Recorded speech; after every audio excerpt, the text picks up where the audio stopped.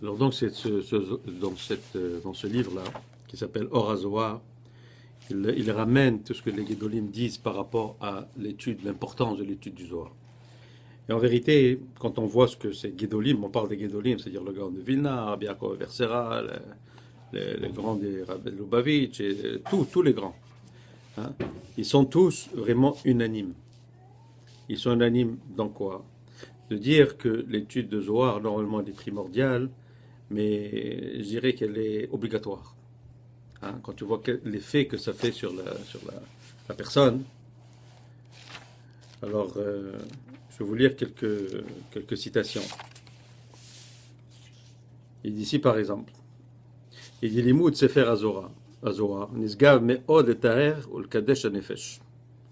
Il dit le fait juste d'étudier le Zohar, ça purifie et ça sanctifie l'âme. Il rajoute, Afilo ilo yadar makama, même s'il ne comprend rien.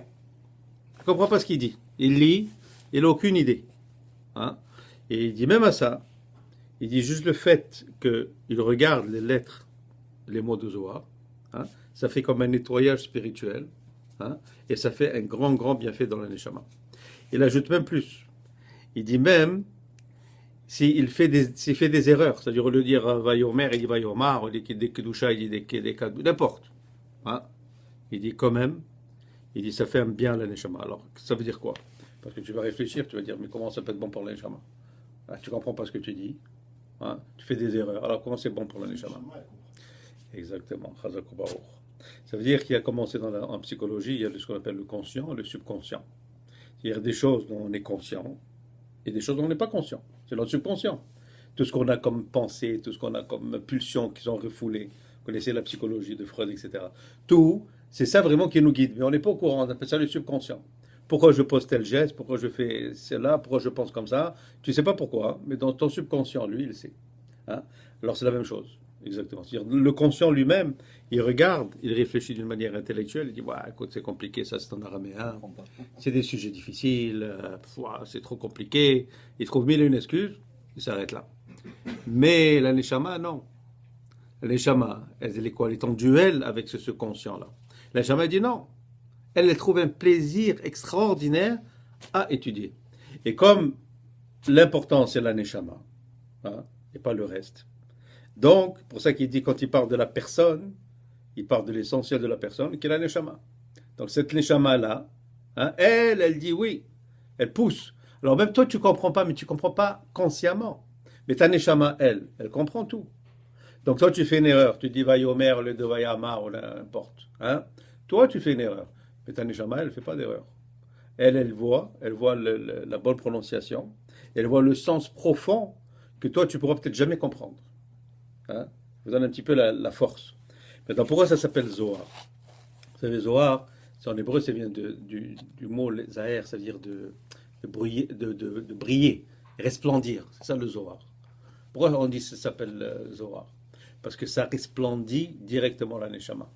Et quand tu le regardes, ça te fait un effet, disons, moyen. Mais vous allez voir que ce qu'on va dire, c'est quand même c'est toujours intéressant. Mais si quelqu'un qui n'a pas bien développé l'étude de Zohar, il dit ouais, c'est intéressant, mais tout le monde parle comme ça du Zohar, comme c'était la fin du monde. Je ne vois pas où est-ce qu'elle est. Oui, parce qu'il y a tellement de niveaux que toi, ton niveau conscient, il comprend un niveau simple, mais ta Neshama, elle va comprendre un niveau qui est beaucoup, beaucoup plus puissant. C'est pour ça qu'il dit ici Af im eno mevin bahem yomar divrei Zohar vetikunim ilmod besifra Kabbalah. Il dit maintenant, même s'il ne comprend rien, il dit il faut quand même qu'il essaye d'apprendre dans les chiffres de Kabbalah.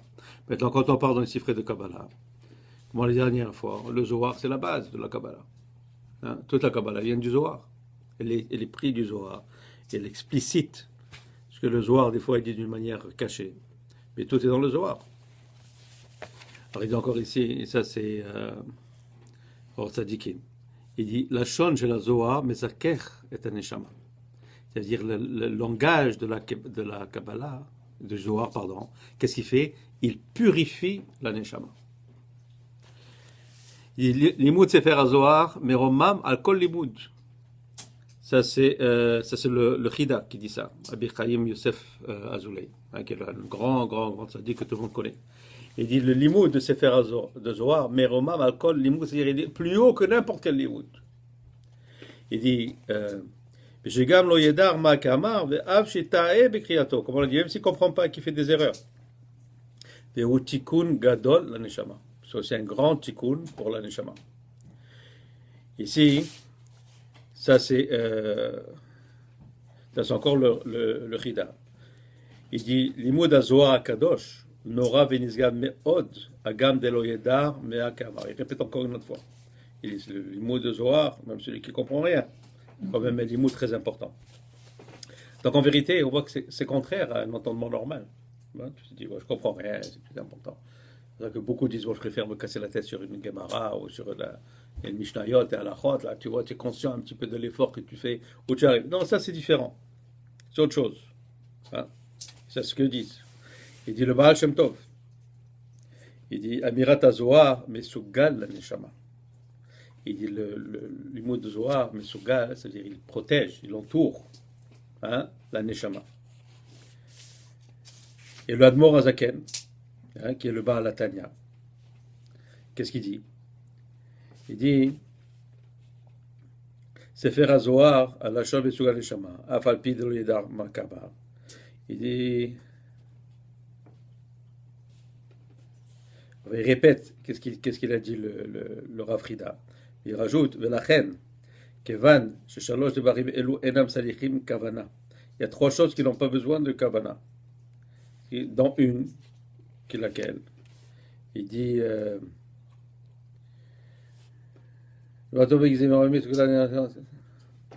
oui, il dit, tout ce qui est comme marchavot, zarot, toutes les mauvaises pensées, les pensées étrangères. Étrangères, c'est-à-dire des pensées qui ne devraient pas être là. Qui viennent surtout Be'et Atfila. Ça, c'est les plus négatives. C'est-à-dire, pendant que quelqu'un est en train de faire la tefila, tout d'un coup, il a des choses qui viennent, je ne sais pas d'où ça vient, ça. Il dit, ça, c'est négatif. Ils disent, ils ont trois chemins pour arriver. Là, ils rentrent dans les secrets de ça. C'est-à-dire, ça ne vient pas directement. Il y a des façons comment ça arrive à la personne. Il dit, ces trois choses-là, il dit, qu'est-ce qui les purifie? Il dit, c'est le limoud HaZohar. C'est-à-dire, quelqu'un, quand on parle, ça purifie la neshama, et ça la neshama, c'est-à-dire, ça va l'aider à contrer toutes ces choses négatives-là.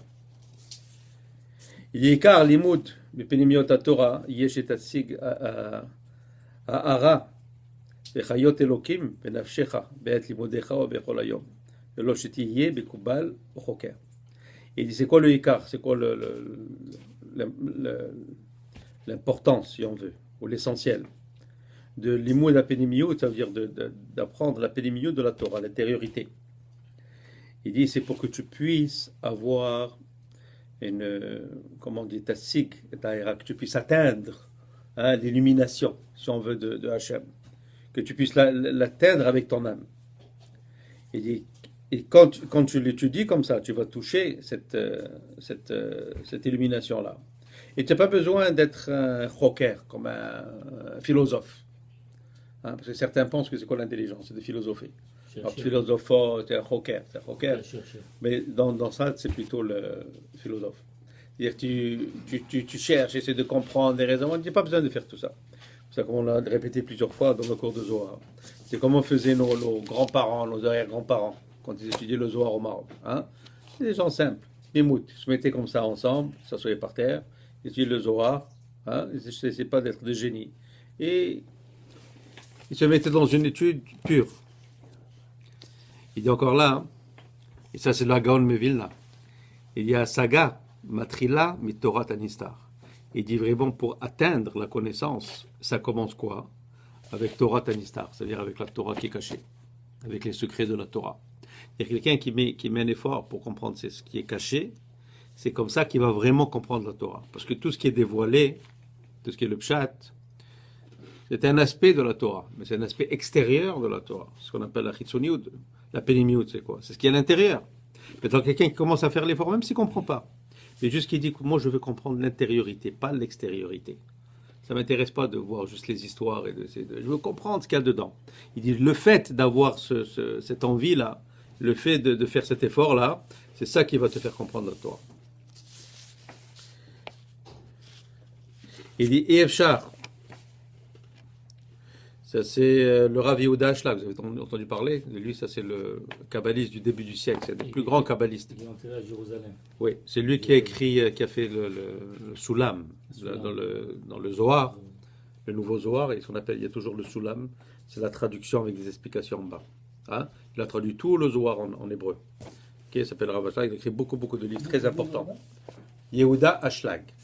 Il est décédé dans les années 50, je crois. Yehuda, c'est son nom. Je te donne même sa photo. J'ai le nom ici, Rabbi Yehuda Ashlag, c'est ça son nom. Alors maintenant, il dit Yeshar shekol klal Israël yavo'u letahara gedola hazo zulat alede limud hakabbalah. Il dit c'est pas possible que tout le peuple d'Israël ils arrivent à cet état de pureté si c'est pas par l'étude de la Kabbalah. Impossible. Sheyaderer akala beyoter, c'est le moyen le plus facile. C'est celui-là qui a traduit en hébreu. Il est Ça enterré c'est à Cabane. non, ça c'est Rav Rosenberg. Ça c'est Rav Yehuda Rosenberg. Oui, il l'a traduit mais en hébreu. Oui, C'est aussi. le premier qui- Ouais, tu as raison. Mais ça, lui, c'est Rav Yehuda Rosenberg. Oui. Ouais. Et ça, c'est Rav Ashlag. En passant ce Rav Rosenberg dans celui-là, là, hein, c'est l'arrière-grand-père du nouveau directeur qu'on a à l'hôpital général juif. Ah ouais. Lawrence Rosenberg, c'est son arrière-grand-père. Le Zohar, il est écrit en araméen et lui, il l'a traduit en hébreu. D'abord, il y a lui, il a traduit en hébreu.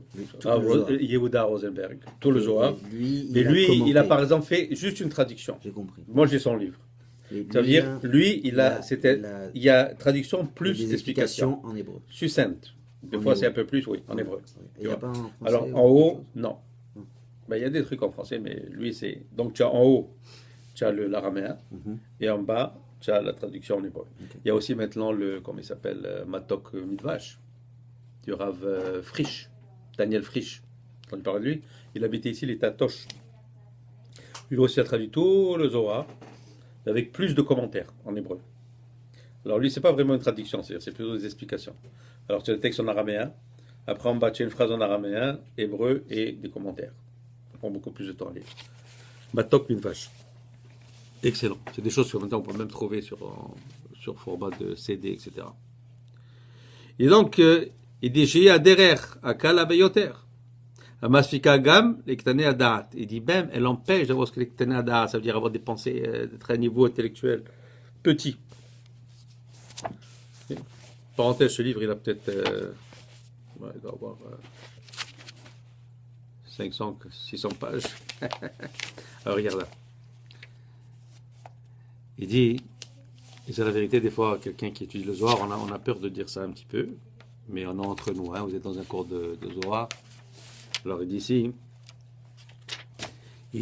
Tsarir chez Galgel, Al Sheitrach Be'arbar Bichinot Shel Pardes. Il dit, la personne, elle doit se réincarner jusqu'à qu'elle étudie les 4 niveaux du Pardes, c'est-à-dire Pshat, Emes, Drash, Sod. Il y a maintenant, beaucoup étudient le Pshat. Bon, le Remes un peu moins, le Drash un peu moins, le Sod très peu. Il dit la personne, il faudra qu'elle se réincarne, et ça c'est même dit par le Rabbi Chaim Vital, pour beaucoup de personnes. Hein? Il dit, ça c'est un grand kabbaliste qui s'appelle Shaul Moshe Sleiman. C'est Sleiman.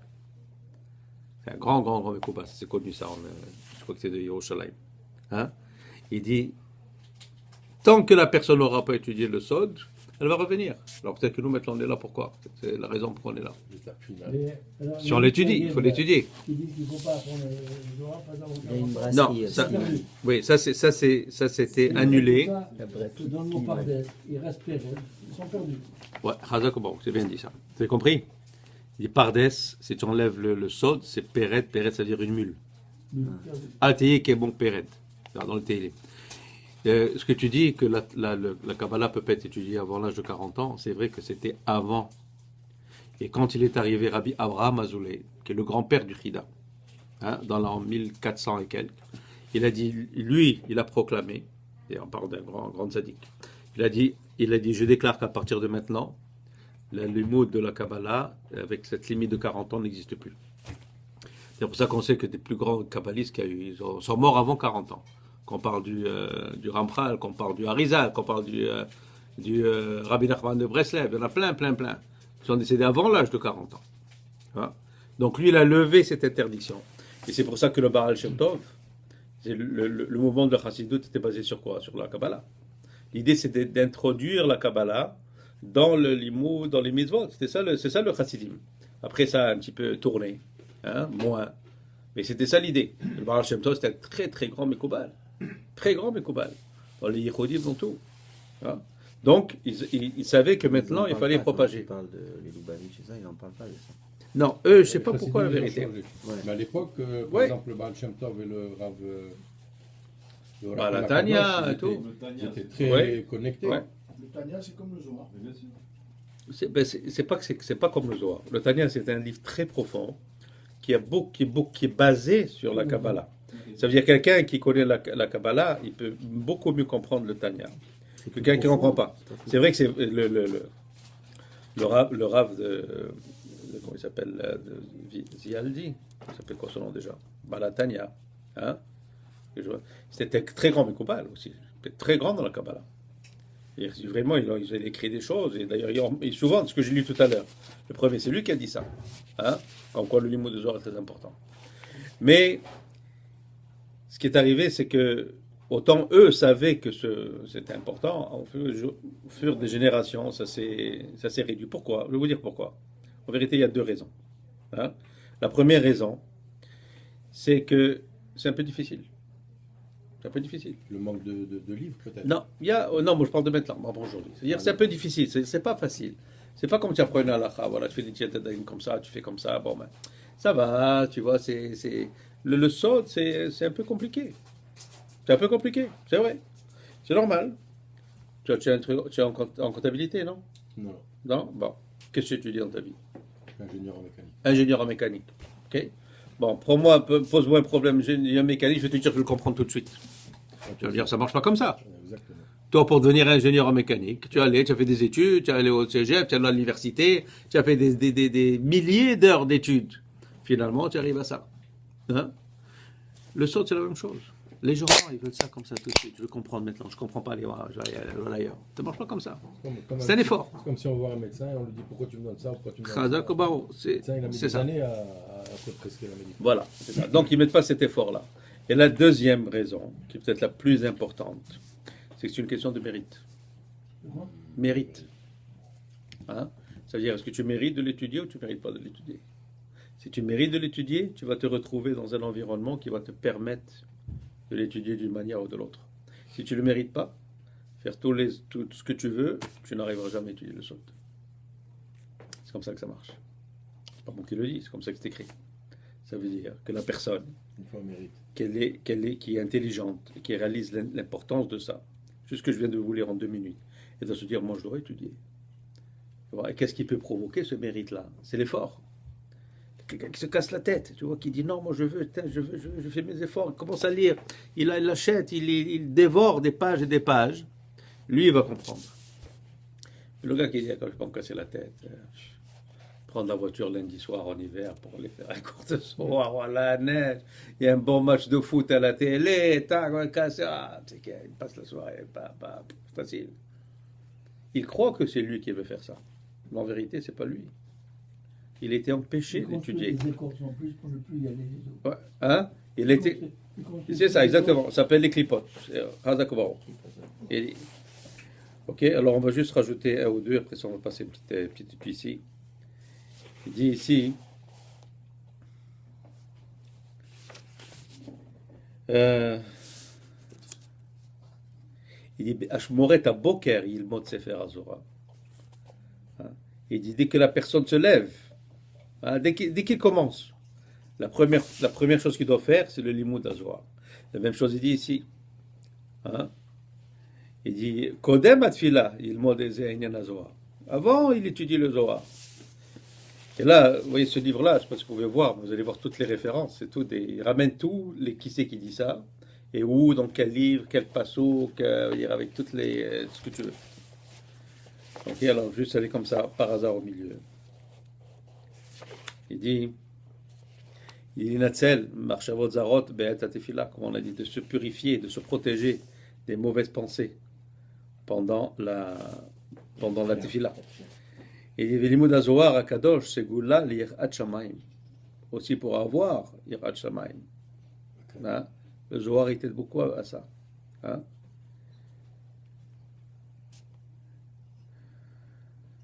Il dit aussi, ok, je vais finir avec cela.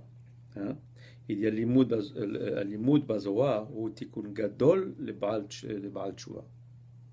Il soit Baal Tshuva, la plupart d'entre nous. Hein? Il dit ça, elle aide beaucoup pour un Baal Tshuva. Hein? Déjà que tu as fait tout cet effort pour faire le Teshuvah. Hein? Il dit maintenant en plus, le Zohar, c'est ça qui va te faire le complément. Voilà, donc il y en a beaucoup plus, mais on ne va pas laisser juste pour vous donner une petite introduction. Qu'est-ce que tous disent, tous ces grands Gedolim, et je vous encourage à trouver, à voir ces livres. D'abord, je peux vous dire que j'ai commencé à compiler beaucoup de ces choses-là, je les ai traduits en français et en anglais d'ailleurs. Et peut-être bientôt je vais publier ça, vous allez voir, c'est vraiment incroyable. Shalom, amen, amen.